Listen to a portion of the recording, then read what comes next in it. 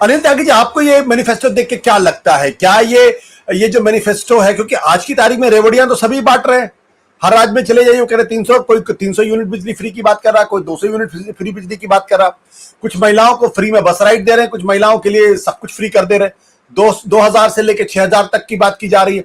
तो क्या वाकई में कारगर साबित होगा? देखिए, इस मैनिफेस्टो की जरूरत भी नहीं थी हरियाणा में। अच्छा, बीजेपी ने इतना बढ़िया काम कर रखा है कि बिना मैनिफेस्टो की सारा खेल तमाम हुआ है वहां पे। ये मैनिफेस्टो तो औपचारिकता है और इसके गंभीर परिणाम होंगे वो हिमाचल में देखने को मिल रहे हैं और पंजाब में देखने को मिल रहे हैं। भारतीय जनता पार्टी की केंद्रीय सरकार फंड नहीं इश्यू कर रही है, फंड रोक के बैठी हुई है। ये घोषणाएं तो हो जाएंगी, पैसे कहां से आएंगे? हरियाणा सरकार तो ऑलरेडी कर्जे में लदी हुई है। हाँ, इतना कर्जा हरियाणा सरकार पे है पिछले 10 साल में, उसको उतारते उसके ब्याज को देने के पैसे नहीं है कई बार ट्रेजरी में। ट्रेजरी का ये हाल है हर वीक में, जो इंटरनल मेरे को खबरें रहती है, मुख्यमंत्री से पूछ करके वीकली पेमेंट होता है। आप समझिए कि फाइनेंशियल क्राइसिस इतना जबरदस्त है हरियाणा के अंदर। तो ये जो घोषणाएं की हैं ये बहुत बढ़िया है, सुनने में अच्छी लगती है। सबको सपने में कौन नहीं जीना चाहता है? सपने में सब जीना चाहते हैं। तो ये सपने, अभी बीजेपी का भी सपना आएगा, बीजेपी का भी सपना देखेंगे, तो दोनों के सपने में किसका सपना अच्छा होगा ये देखने वाली बात है। अमित शाह ने कल फरीदाबाद में कहा कि हम जो है बिना पर्ची खर्ची की सरकार है। भर्तियों पे मैं आपको जोक सुना दूं, हरियाणा में ये ऐसे होता है, मुख्यमंत्री कहता है फलाने इसकी शादी इसको कर दे, मैं जिसको HCS बना दूंगा, और बाद में वो आदमी HCS हो जाता है, उसकी लड़की की शादी हो जाती है। हरियाणा में तो ऐसे नौकरी मिलती है। ये कह रहे हैं 2 लाख की। अब हरियाणा में बिना पर्ची खर्ची की बात कर रहे हो, एक इंडिपेंडेंट MLA ने अपने साले की नौकरी के लिए पैसे दिए, हाँ, पकड़ा भी गया। 3 करोड़ रुपए HCS के दफ्तर में पकड़े गए, कुछ नहीं हुआ। नौकरियों का जो मजाक हरियाणा में बना है, पिछले 30 पेपर लीक हो गए, 30 पेपर लीक। आप आशुतोष जी गवर्नेंस का इश्यू समझिए, I am talking very seriously with you. ये आप ये देखिए कि 30 एग्जाम हुए, 30 पेपर लीक हुए, लोगों ने पैसे भरे, एग्जाम के पैसे भरे। ये हरियाणा की जनता और युवाओं के साथ मजाक है, ये मजाक बंद करना पड़ेगा। इसमें ये भी नहीं कहा कि 2 लाख भर्ती जब होंगी उसके फॉर्म भरने का कोई पैसा नहीं लेंगे, ये भी कहना चाहिए। ये भी कहना चाहिए कि जो लोग 2 लाख एग्जाम देने जाएंगे उनकी बसों का और ट्रेन का किराया नहीं लेंगे। लोगों के पास पैसे नहीं है, लोग रूस जा रहे हैं, इजराइल जा रहे हैं। हरियाणा में मामला गड़बड़ है, इन्होंने इसको पूरी रियल एस्टेट बना दिया है।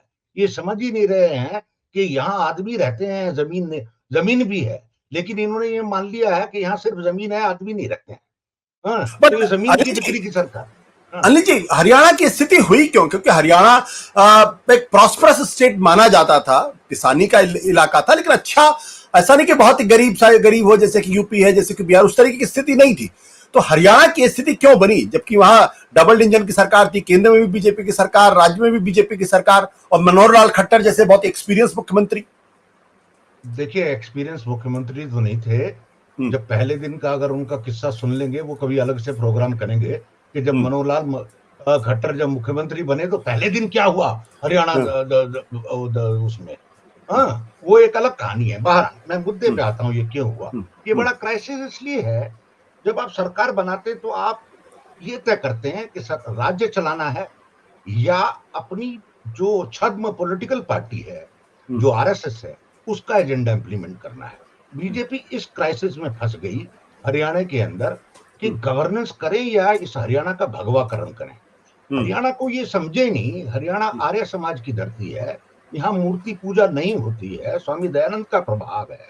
गांव में बहुत बाद में मंदिर हुए, हरियाणा में तो मंदिर ही नहीं होते थे, और यहाँ जो है मांस की दुकानें नहीं होती थी। अभी क्योंकि कल्चर बदला है, इन्होंने कहा है साहब नशा मुक्ति करेंगे। हरियाणा में जोक है, आपको जैसे अमेरिका में कहते हैं ना कि आपको बिना प्रिस्क्रिप्शन के दवाई नहीं मिलती लेकिन बंदूक मिलती है, तो हरियाणा में भी ये है, दवाई मिले नहीं मिले, दारू की बोतल जरूर मिलेगी आपको गांव के बाद 5-7 किलोमीटर के बाद। तो उसका प्रभाव नजर आ रहा है। बड़ी बड़ी 5 स्टार दुकानें दिल्ली से चंडीगढ़ तक चले जाइए, दुनिया का कौन सा ब्रांड शराब का है जो हरियाणा के अंदर नहीं मिलता है।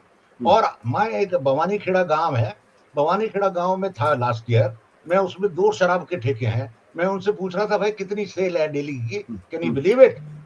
पर ठेका 2.5 से 3 लाख रुपए पर डे की सेल है। मतलब एक गांव में 5 लाख रुपए की सेल है। गांव बमानी खेड़ा जो कि भिवानी से लगता हुआ है, प्रॉस्पेरस। ये जो क्राइसिस है गवर्नेंस का, मैं आपको बता रहा हूं, बीजेपी हरियाणा का भगवाकरण नहीं कर पाई, उस चक्कर में हरियाणा बर्बाद हो गया। दूसरा, हरियाणा को ये टेक्नोलॉजी ड्रिवन करना चाहते थे। ऐसे हरियाणा किसी टेक्नोलॉजी ट्रांसफॉर्मेशन ऐसे नहीं हो सकता। उसके लिए पहले लोगों को एजुकेट करना पड़ेगा। अब क्या है, इन्होंने एक किसान वो बना रखा है, हर गांव में एक लड़का बैठा हुआ कंप्यूटर पे, वो सारी की सारी सूचनाएं देता है। वो 5 रुपए, 10 रुपए, 15 रुपए प्रिंटर से निकाल करके आपको सारा देता है। गांव के लोग जाते हैं, सबसे ज्यादा दुकान उस आदमी की चलती है गांव में जो कंप्यूटर लेकर के वो बैठा हुआ है। स्थिति ये है, लोगों को, भोले भाले लोगों को भी पता नहीं है। मोबाइल में डाटा का क्राइसिस है, फोन हैंग हो जाता है। लोग वास्तव में दुखी है। जो ग्रीवेंस सेल है वो काम नहीं करता है। एक ग्रीवेंस सेल बना हुआ है हरियाणा में, उसका राइट टू गवर्नेंस नाम से कुछ शायद उसका नाम है, उसका अफसर है। 30 दिन में वो सारा ढांचा बना हुआ है। सवाल ये है, उस ढांचे को इम्प्लीमेंट नहीं करते हैं। तो जो आपका सवाल है कि बीजेपी की ये दुर्दशा इसलिए हुई, हरियाणा का भगवाकरण हो नहीं पाया और हरियाणा का विकास नहीं हो पाया, क्योंकि ये पंचकूला और गुड़गांव से बाहर ही नहीं निकले। इनको समझ में नहीं आया गुड़गांव पंचकूला से बाहर भी है। हरियाणा जो है ना, हरियाणा इंटीरियर में है। मैं लोगों को बार बार कहता हूँ, ये जीटी रोड की पार्टी है। इनको समझ में नहीं आता जीटी रोड के अंदर भी हरियाणा है। जीटी रोड का अंदर का हरियाणा बिल्कुल अलग है। ये चुंगी की पार्टी, इनको समझ में नहीं आता कि चुंगी से बाहर भी हरियाणा है। That is the biggest crisis of Haryana.